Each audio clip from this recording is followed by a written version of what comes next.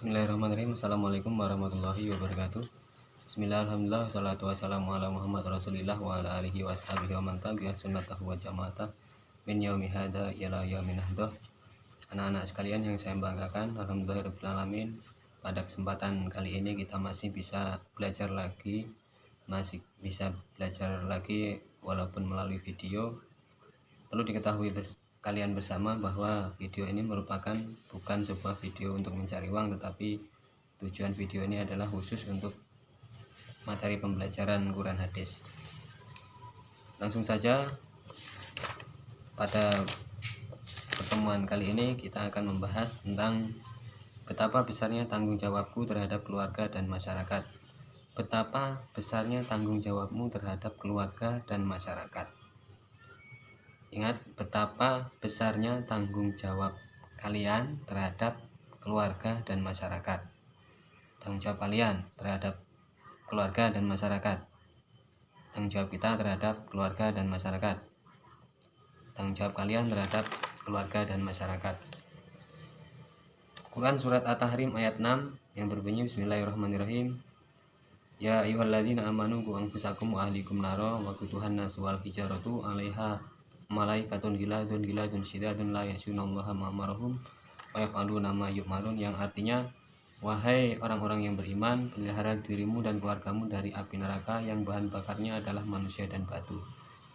Menjaganya malaikat-malaikat yang kasar dan keras, yang tidak durhaka terhadap Allah, terhadap apa yang Dia perintahkan kepada mereka, dan selalu mengerjakan apa yang diperintahkan. Kemudian Quran surat Toha ayat 132 yang berbunyi Bismillahirrahmanirrahim. Wa'mur ahlaka bisolah wastabir 'alaiha la nas'aluka rizqan nahnu narzuquka wal aqibatu littaqwa. Dan perintahkanlah keluargamu melaksanakan sholat dan bersabar dalam mengerjakannya. Kami tidak meminta rizki kepadamu, kamilah yang memberi rizki kepadamu, dan akibat yang baik di akhirat adalah orang-orang yang bertakwa. Jadi Quran surat At-Tahrim ayat 6 ini menerangkan tanggung jawab terhadap diri kita, ya, tanggung jawab terhadap diri kita. Kita itu mempunyai tanggung jawab yang akan dipertanggungjawabkan di hadapan Allah, yaitu diri kita, kemudian keluarga kita. Jagalah dirimu dan keluargamu dari kobaran api neraka, yang bahan bakarnya di dalam neraka itu adalah manusia dan batu. Yang penjaganya di dalam neraka itu yaitu malaikat-malaikat yang kasar dan keras, yang tidak pernah punya belas kasihan dan selalu taat terhadap apa yang diperintahkan oleh Allah, tidak pernah membangkang terhadap apa yang diperintahkan oleh Allah. Ketika malaikat itu diperintahkan oleh Allah untuk menyiksa hambanya yang durhaka di neraka tersebut, malaikat tidak akan merasa belas kasihan sedikit pun kepada hambanya yang hamba Allah yang durhaka di dunia, selama di dunia. Oleh karena itu, agar kita supaya terhindar dari api neraka, agar kita selamat dari kobaran api neraka, tentunya kita harus menjaga diri kita dari kobaran siksa api neraka. Bagaimana cara menjaga diri kita dari kobaran siksa api neraka? Cara menjaga diri kita agar supaya terhindar dari kobaran api neraka yaitu tentunya dengan menjalankan segala yang diperintahkan oleh Allah, mengerjakan apa-apa yang diperintahkan oleh Allah, dan menjauhi segala larangan-larangan yang diperintahkan oleh Allah Subhanahu wa taala kepada kita. Kemudian setelah kita diwajibkan menjaga diri kita dari kobaran api neraka, yaitu selanjutnya diperintahkan kepada kita untuk menjaga keluarga kita dari kobaran api neraka juga. Jadi keluarga kita, yaitu kita wanti-wanti, kita arahkan bagaimana keluarga kita agar supaya terhindar dari kobaran api neraka dengan cara mengajak mengerjakan segala yang diperintahkan oleh Allah, yaitu segala kewajiban-kewajiban yang harus dilaksanakan bagi umat Islam, dan diperintahkan kepada keluarga kita, memerintahkan kepada keluarga kita untuk meninggalkan atau menjauhi segala apa yang diperintahkan apa yang dilarang oleh Allah untuk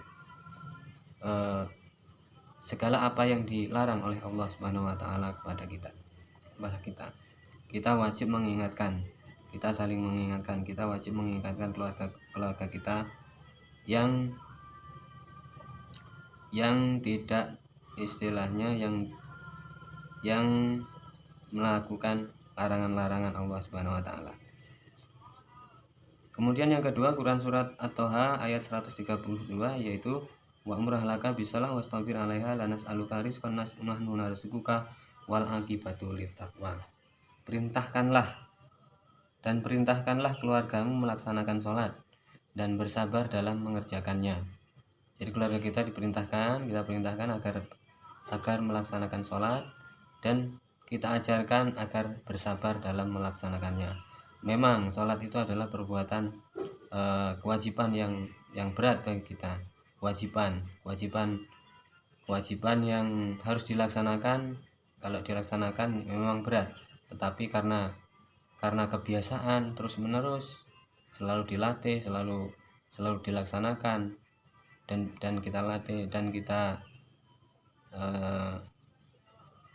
suruh bersabar dalam melaksanakannya, tentunya lama-kelamaan itu akan menjadi sebuah kebiasaan dan tidak akan menjadi sebuah kewajiban yang berat atau beban yang berat dalam melaksanakannya. Baik anak-anak sekalian, kemudian ada hadis yang menerangkan tentang tanggung jawab, yaitu hadis yang diriwayatkan oleh Bukhari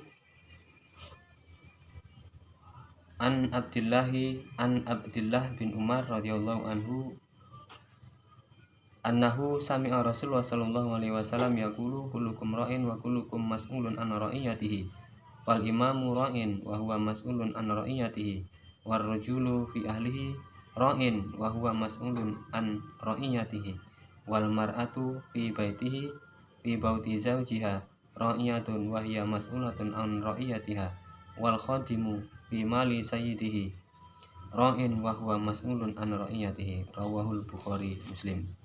Dari Abu Hurairah bersabda, dari Abdullah bin Umar bahwa dia mendengar Rasulullah SAW bersabda, setiap kalian adalah pemimpin dan setiap pemimpin akan dimintai pertanggungjawaban atas apa yang dipimpinnya. Imam atau kepala negara adalah pemimpin yang akan dimintai pertanggungjawaban atas rakyatnya. Seorang suami dalam keluarganya adalah pemimpin dan akan diminta pertanggungjawabannya atas keluarganya. Seorang istri adalah pemimpin di dalam urusan rumah tangganya, di dalam urusan rumah tangga suaminya, dan akan diminta pertanggungjawaban atas urusan rumah tangganya. Seorang pembantu adalah pemimpin dalam urusan harta tuannya dan akan diminta pertanggungjawaban atas urusan tanggung jawabnya tersebut. Jadi setiap kita adalah pemimpin. Diri kita pemimpin bagi diri kita. Diri kita, kalau kalian punya adik di rumah, tentunya sebagai seorang pemimpin bagi adik-adik kalian di rumah. Umumnya sekalian besok menjadi seorang pemimpin atau kepala negara atau kepala pemerintahan, tentunya akan dimintai pertanggungjawaban terhadap apa yang diperintahkan, apa yang dipimpinnya. Kemudian seorang suami juga akan dimintai pertanggungjawaban terhadap keluarganya.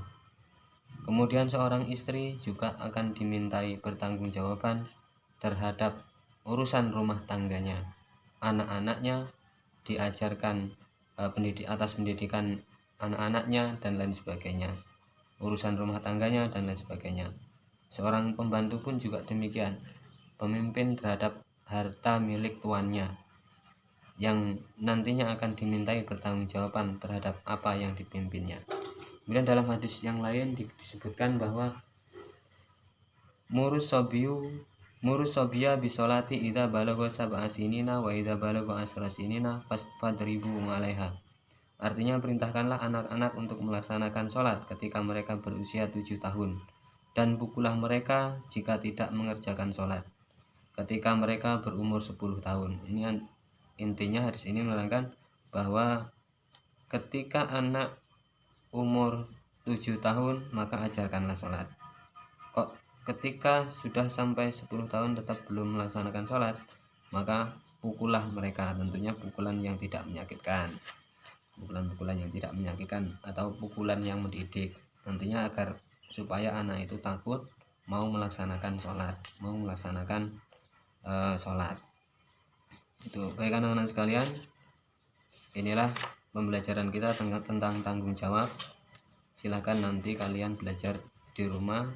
Kalau ada yang punya buku silakan dibuka bukunya di rumah, atau bisa melalui sumber-sumber yang lain seperti YouTube ataupun sumber-sumber yang lain. Tetap semangat di rumah, jaga kesehatan, jaga diri, jaga nama baik sekolah, orang tua, jadi anak yang soleh, tetap membantu orang tua di rumah. Assalamualaikum warahmatullahi wabarakatuh.